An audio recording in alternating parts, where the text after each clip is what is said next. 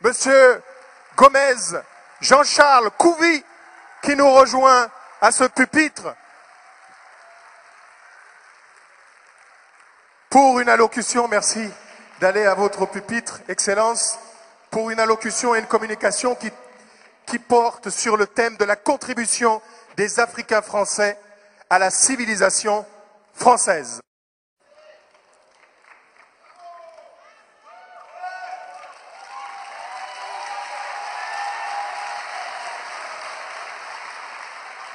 Mesdames, Mesdemoiselles, Messieurs, il nous échoit l'insigne honneur d'ouvrir ce panel de communication sous le signe du dialogue. Parce que nous avons été accoutumés dans ce pays qui s'est autoproclamé, si je puis m'exprimer ainsi, la patrie des droits de l'homme et la fille aînée de l'Église, nous avons été accoutumés à une certaine invisibilité. D'aucuns ont estimé que nous faisions partie des minorités visibles. Le fait est que nous sommes probablement la plus invisible de toutes les minorités dites visibles. Et que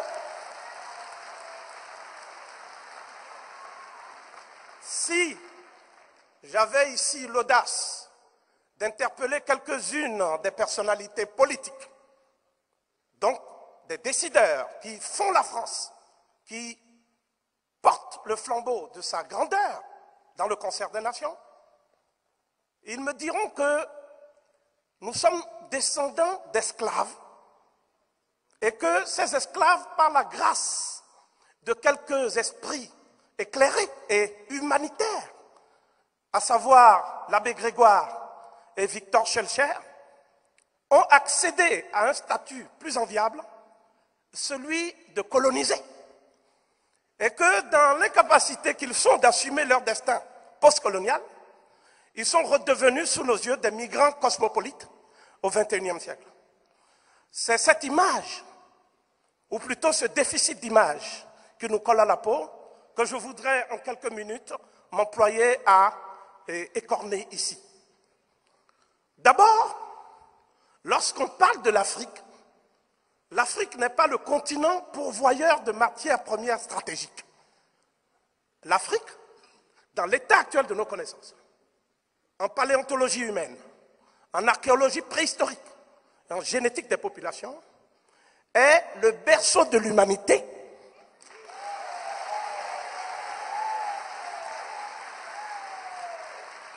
Mais également la matrice de toutes les civilisations anciennes.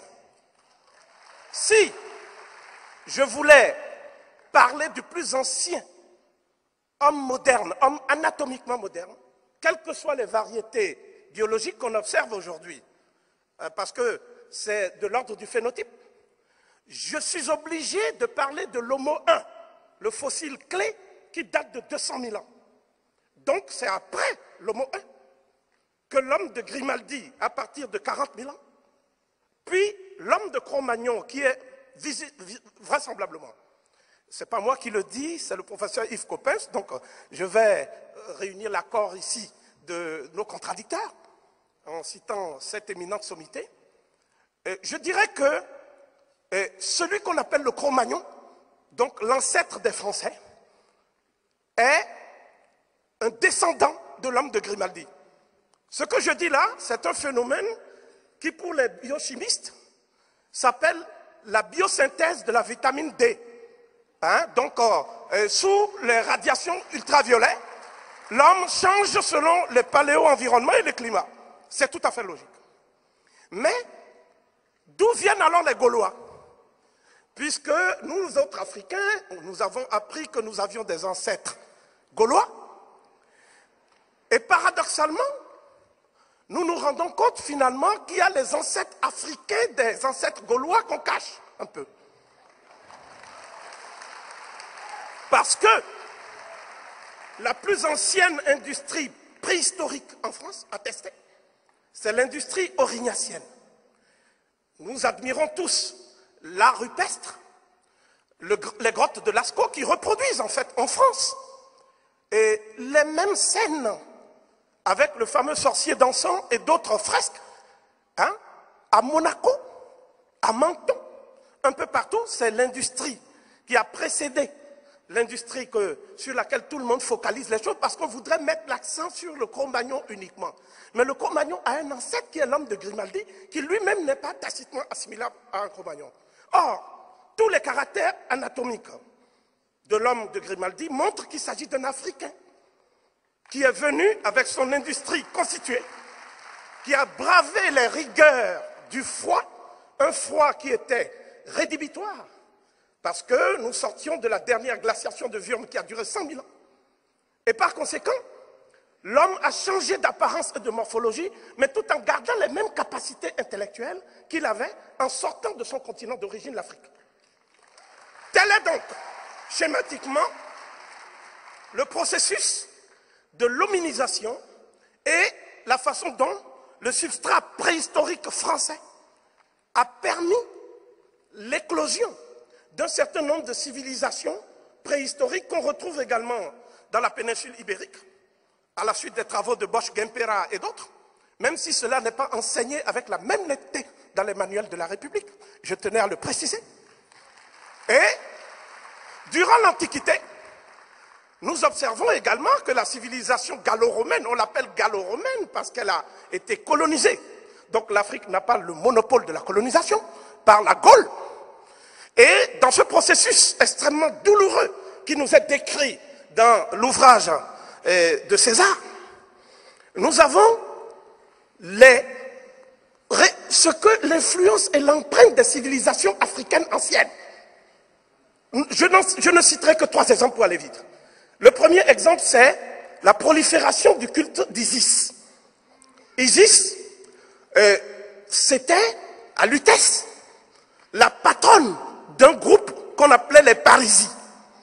Et quand vous regardez aujourd'hui, je ne sais pas si M. Delano est là, les armoiries de la ville de Paris, vous voyez Isis avec la navigation. Et quand vous avez des toponymes comme Parisis, ville Parisis, Parisé, etc., il s'agit du sanctuaire d'Isis. Donc c'est ça Paris. Paris, c'est le sanctuaire d'Isis. Or, jusqu'à preuve du contraire, Isis est une déesse africaine de la vallée du Nil. Deuxièmement,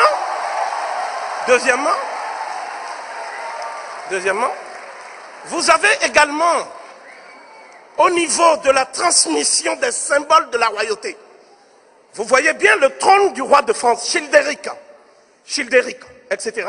Il y a 2 lions aux 2 extrémités. À ma connaissance, il n'y a pas de lion dans les Alpes. Donc, ces lions-là, le trône, c'est pas pour rien qu'on les appelle les rois soleil. Ces lions-là viennent d'Afrique. Il n'y a pas de lion en Palestine.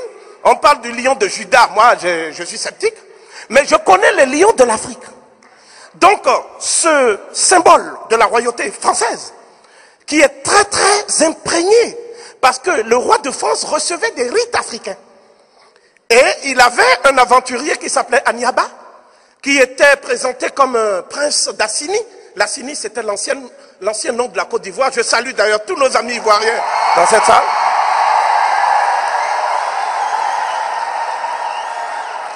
Ils savent, nos amis ivoiriens, notre attachement à leur combat et à leur lutte.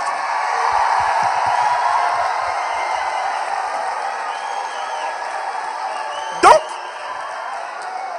le 3e moment où l'Afrique a affirmé son empreinte sur la civilisation française, c'était au Moyen-Âge. Le grand médiéviste Georges Duby a bien souligné l'apport des populations qu'on appelait les morts. Les Latins les considéraient comme des Noirs. Mais par la suite, on en a fait une population composite. Mais si vous voyez l'iconographie des morts en France, vous verrez que tout un pan de la littérature française, ce qu'il est convenu d'appeler les chansons de geste, notamment la chanson de Roland, que tous les Français connaissent, n'est-ce pas? Eh bien, le rôle de ces morts n'est pas seulement un rôle de fauteurs de guerre. Ce sont des gens qui ont apporté l'idéal chevaleresque. Nous savons ça à travers toutes les chansons de geste. Et ce n'est pas en vain qu'on trouve comme emblème de la Corse et de la Sardaigne des têtes de noirs caractérisées avec des bandeaux qu'il est convenu d'appeler des têtes de mort. Ces gens, pendant tout le Moyen-Âge, ont apporté à la France des éléments de la civilisation des anciens empires africains, même si cela n'est pas enseigné avec la même netteté. En arrivant maintenant dans les temps modernes proprement dit, je me refuse à focaliser mon exposé sur l'esclavage.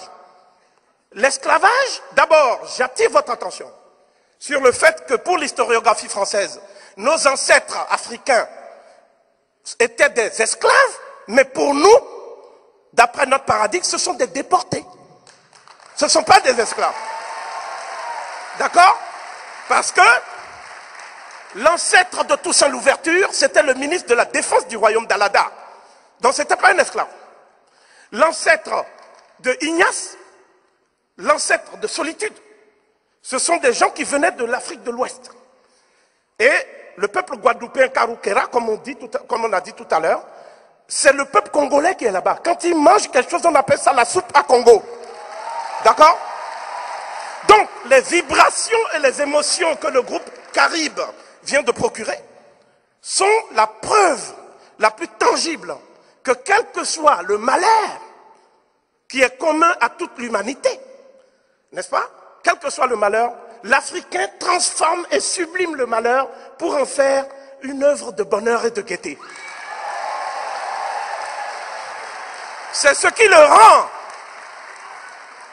le rend indestructible physiquement, psychiquement, spirituellement et moralement. Comment la France peut-elle se priver d'une telle force spirituelle, d'une telle force mentale et d'une telle force psychique? Et c'est ça qui explique aussi que ceux qui ont porté haut le flambeau de la science en France étaient souvent ces Africains, notamment, s'il vous plaît, je termine, notamment, je vais en citer 3. S'ils sont des hommes de science. Des hommes de science. Le premier que je vais citer, c'est le commandant Mortenol. Le commandant Mortenol fut responsable de toute la défense aérienne de la ville de Paris. C'est un Guadeloupéen de l'école polytechnique. Il est sorti parmi les 15 premiers de l'école polytechnique. Et la République l'a oublié. Je citerai également Raoul Georges Nicolo, qui fut un des plus éminents chercheurs et des plus féconds du commissariat à l'énergie atomique en France. Il a été candidat aux élections présidentielles en France. La République ne l'a jamais honoré. C'est la reine d'Angleterre qui a reconnu sa contribution majeure à la science.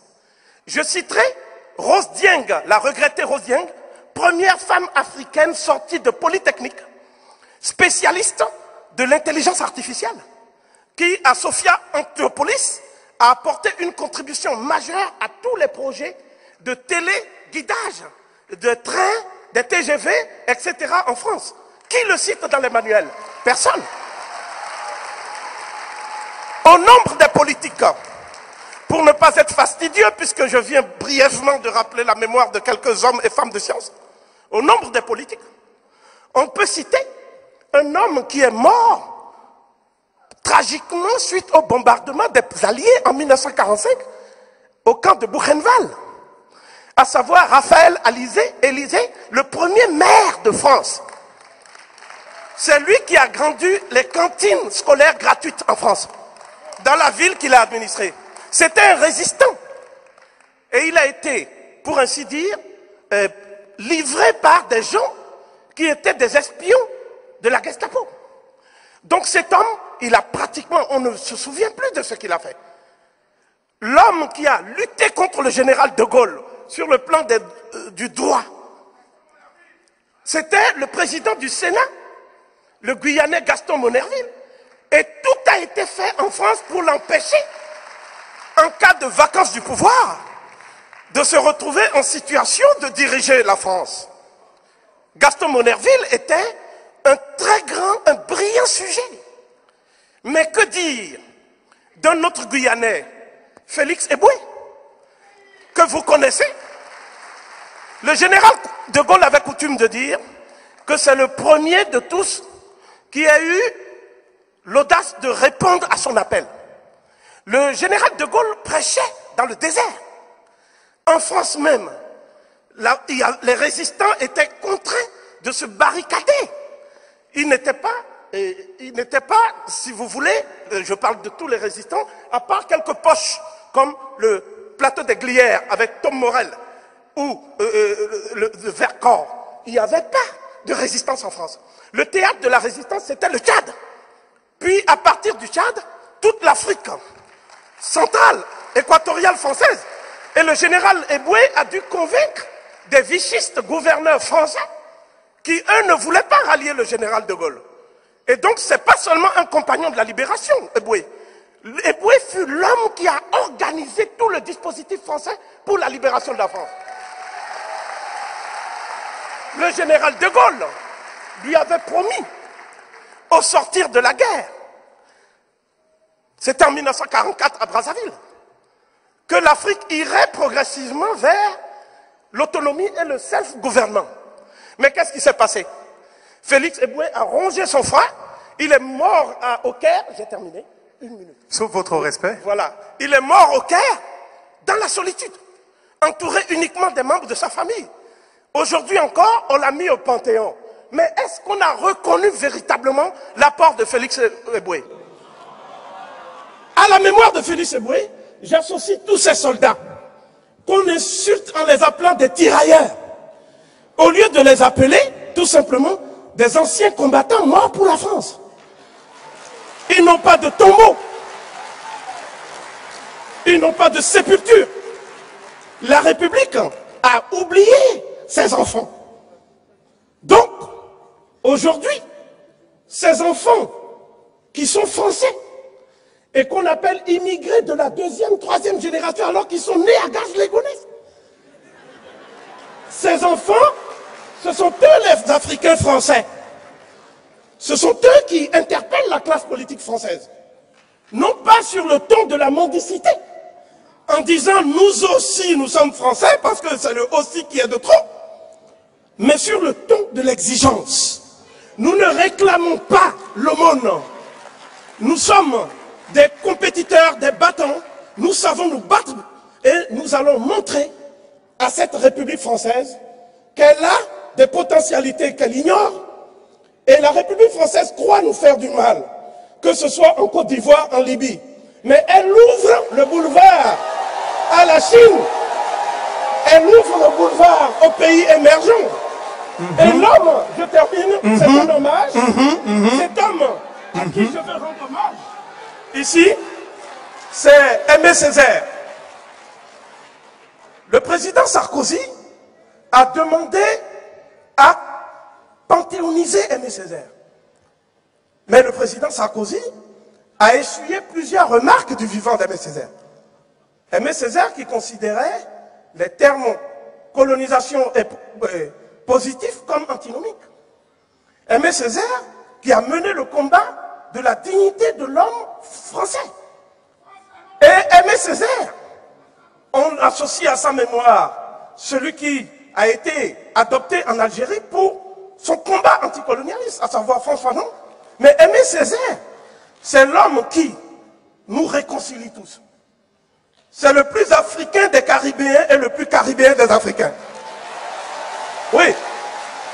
Aimé Césaire, dans son cahier d'un retour au pays natal, et je vais finir parce que le temps qui nous est imparti est extrêmement court, j'avais préparé l'exposé, mais j'ai choisi ce mode de communication qui me paraissait beaucoup plus convivial.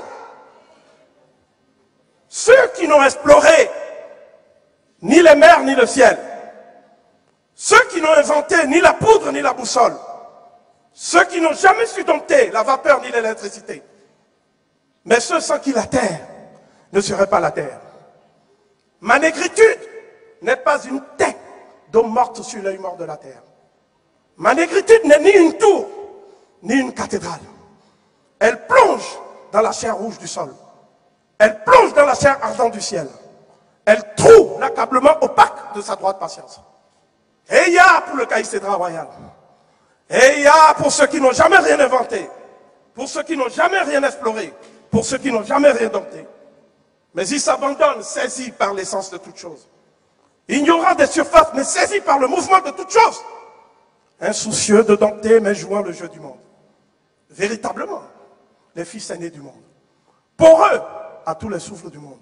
Lysandrin de toutes les eaux du monde. Chair de la chair palpitant du mouvement même du monde. Tiède petit matin des vertus ancestrales. Sang. Sang. Tout notre sang est mu par le cœur mâle du soleil. Ceux qui savent la féminité de la lune au corps d'huile. L'exaltation réconciliée de l'antilope et de l'étoile. Ceux dont la survie chemine à la germination de l'herbe. Et il y a, parfait cercle du monde, d'éclose concordance. Écoutez le monde blanc, horriblement las de ses efforts immenses. Écoute ses victoires proditoires, trompeter ses défaites. Écoute aux alibis grandioses, son piètre trébuchement. Pitié pour nos vainqueurs, omniscients et naïfs. Donnez-moi la foi sauvage du sorcier. Donnez à mes mains puissance de modeler. Donnez à mon âme la trempe de l'épée. Mais le faisant, mon Dieu, préservez-moi de toute haine. Ne faites point de moi cet homme de haine pour qui je n'ai que haine. Car pour me cantonner en cette unique race, vous savez pourtant mon amour tyrannique. Vous savez que ce n'est point par haine des autres races que je m'exige pécheur de cette unique race. Que ce que je veux, c'est pour la faim universelle, pour la soif universelle, l'assommé libre enfin de produire dans son intimité close la succulence des fruits. Eh bien, nous autres Africains français, nous sommes les semeurs qui veulent léguer à nos enfants des fruits succulents. Mais ces fruits, ils les partageront avec tous les enfants du monde et sous le signe d'une humanité à reconstruire, une humanité pacifiée. Mais cela passe d'abord par la reconnaissance de toutes les civilisations et de toutes les cultures. Je vous remercie. Éminence, professeur Gomez. Merci. Éminence Kouvi Gomez. Oui, quelle ferveur, quelle éloquence, quelle grandiloquence, quel talent oratoire, quel génie. Merci. Merci pour la fertilité de son esprit. Merci pour la qualité de sa vision, pour tous ses travaux accumulés pendant plusieurs décennies. Le professeur Gomez Kouvi.